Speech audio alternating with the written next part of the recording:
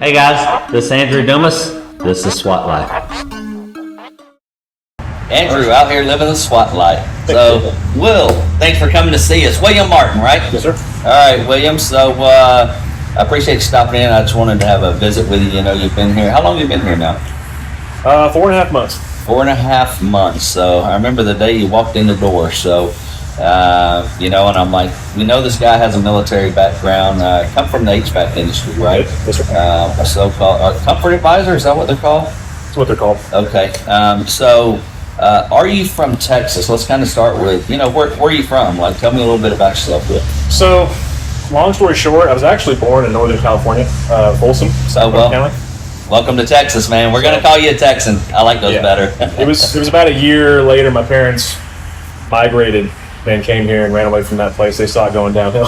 Yeah. Gold rush was over. But gold rush was over for sure. Texas, the new gold here, I think, and haven't looked back ever since.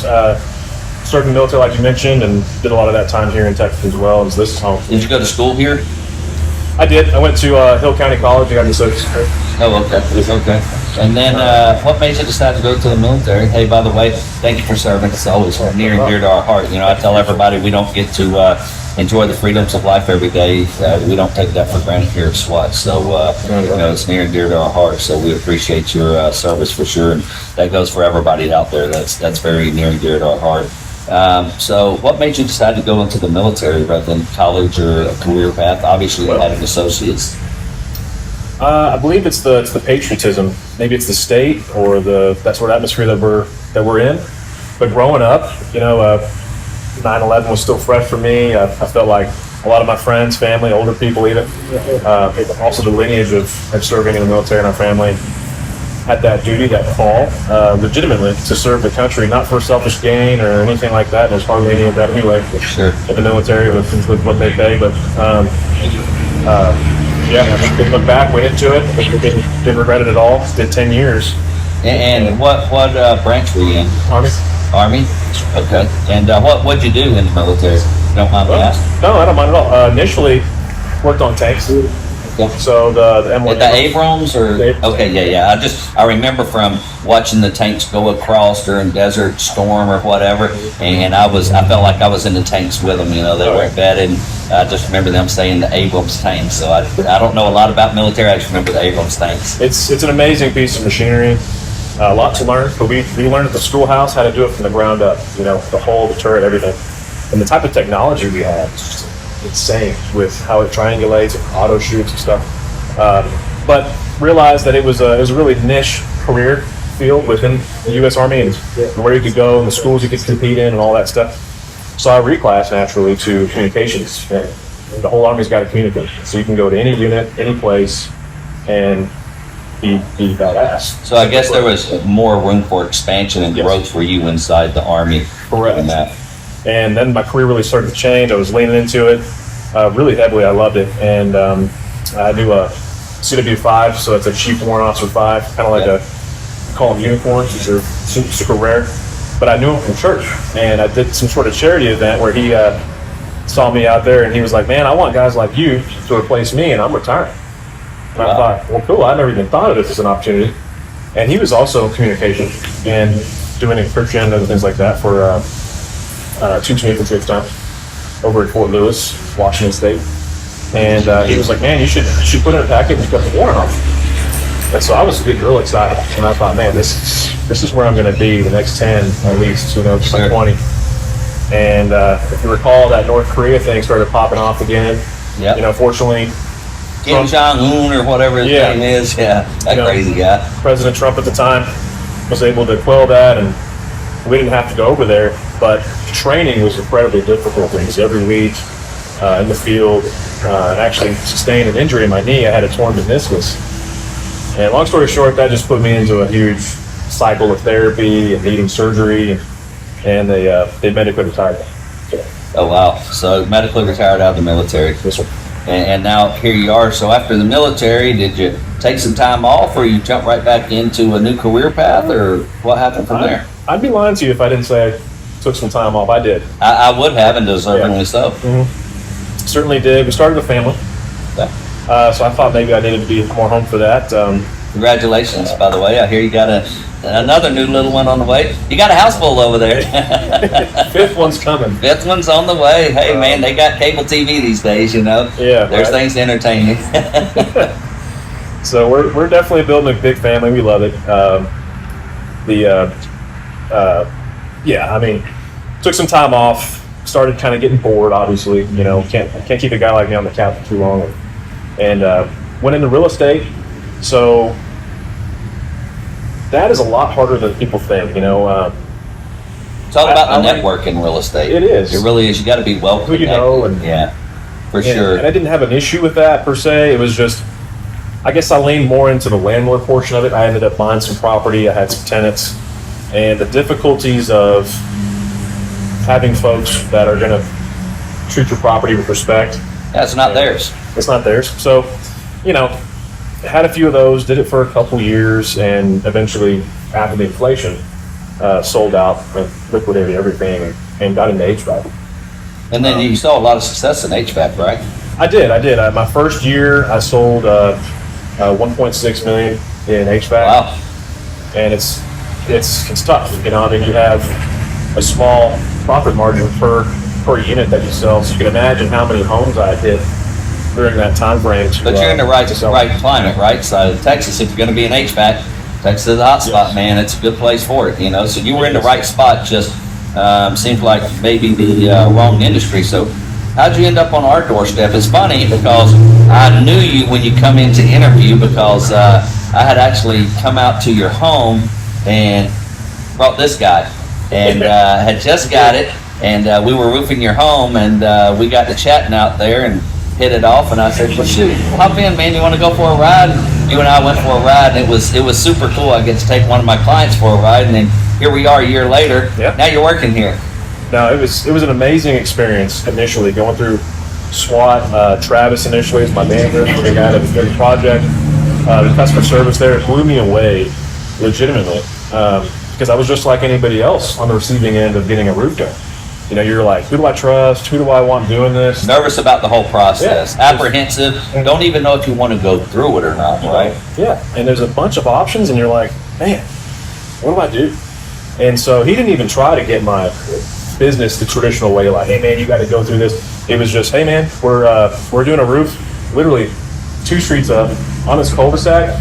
It's up on the hill. There's gonna be a lot of noise. 18-wheelers gonna come up.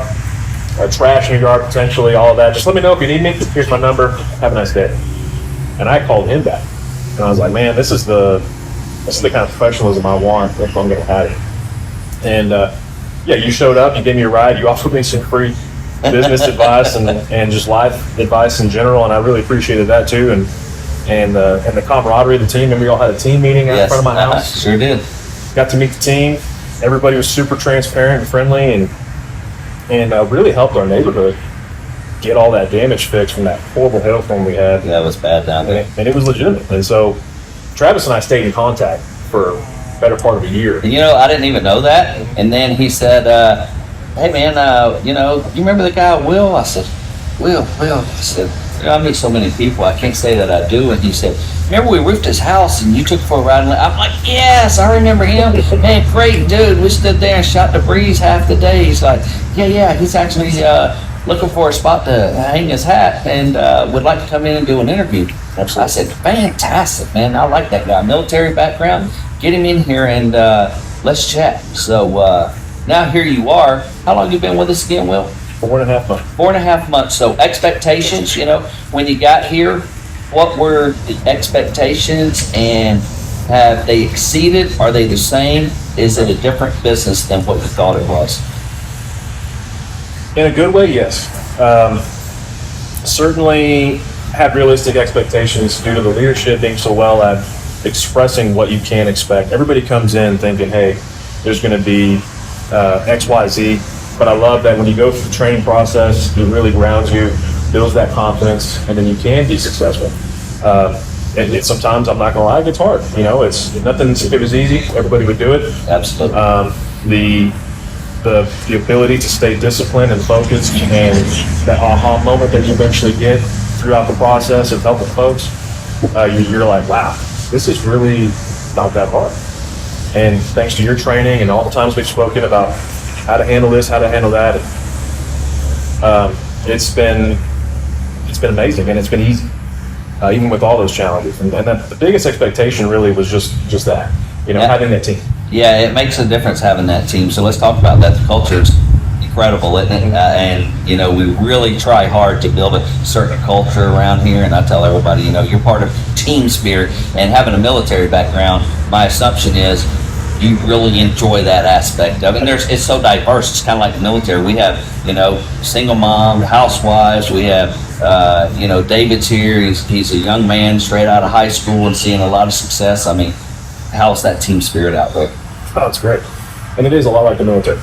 You're in the field, you got your team, you got your team leaders, you're looking to them for guidance. They're leading, they're directing. All resources and everything you possibly want on that truck, they got it. If you don't have it, they got it. That spirit, that culture, that atmosphere that we've created, and that being akin to the military is why I hung my hat. Ultimately, it's not just the money, it's the fact that, we can have integrity and legitimacy in this business, but then with that on top of it, it's like, I said, Cool. No, we love to hear that, and it's so important for us to have that team spirit, because every day, it presents us challenges like anything else, right? But when you have a team working around you, it sure makes it a lot easier, right? So let me ask you, Will. I know you guys got a lot going on in the field. What's the future will look like? I mean, now you've been here a little over 4 months. Congratulations, man. Some money starting to roll your direction, and you see the paydays and how that's playing out. Obviously, you see that, making an awful lot of money well into the six-figure range. It's not going to be an issue for you whatsoever. And that really surprises people, being able to wear shorts, ball cap. Yeah, you're out in the elements, but wow, the money's pretty satisfying, isn't it? Very satisfying. And it's no joke. I mean, if I may, sure. One house did a whole bunch of work for this lady, and the overhead and profit that insurance paid for us to manage that job, to make sure we had all these trades coming in and having the quality control of our standard and everything. Tremendous amount of work and labor, but it was rewarding, not only because the customer was satisfied, but you get a nice... It makes a difference, but we work for it. Sometimes you got to work a little later. The insurance companies kind of dictate our schedule. It's just part of what we do. So, where people get off at 5 o'clock, sometimes we don't have that ability, right? We have to work a little longer. We make those sacrifices. So, you're paid well for that. So let's talk about Will real quick. So, what's the future Will look like? Let's go 2 or 3, 4 years down the road. Obviously, you got the new one on the way. So, that's going to have its own set of challenges. You're going to be busy along with your wife and your family. So, what's future Will look like? Future Will is, I'm here for the ride. I love the bus you created. I'm here to ride it. I want to see where it goes. I know we've got a lot in the plan on what to do, how we're going to grow. I want to be an integral part of it. If I can maybe start up an office in Burleson, have my own team, imitate what I have seen so far somewhere down there, and cover the area. More importantly, our customers' response. If people call in, we're a little more local with these other teams. Really nothing you haven't done in the past already, before you downgraded for your kids. Just kind of re-bring that back, and I would love to be a part of that and see that. And in whatever capacity that ultimately you decide, I would be confident. And I got to tell you, Will, you've done one hell of a job since you've been here, especially for the short time. We went and got to visit with one of your personal clients yesterday. Matter of fact, just since we've been sitting here, the team just let me know that a 5-star review came through. So congratulations, mentioned your name in it, talked about the entire process. So, that's super exciting, super valuable to the company. So I can't tell you what you mean to the organization. We look forward to this journey with you, and it's going to be an exciting future. And we're along for the ride as well. So let us know how we can help. And man, I appreciate you coming by, spending a few minutes with us. And enjoy the rest of your stay. Hey, stay cool, and make sure you drink plenty of this water. All right, guys. Thanks for tuning in to the SWAT Life. Hey guys, this is Andrew Dumas. This is SWAT Life.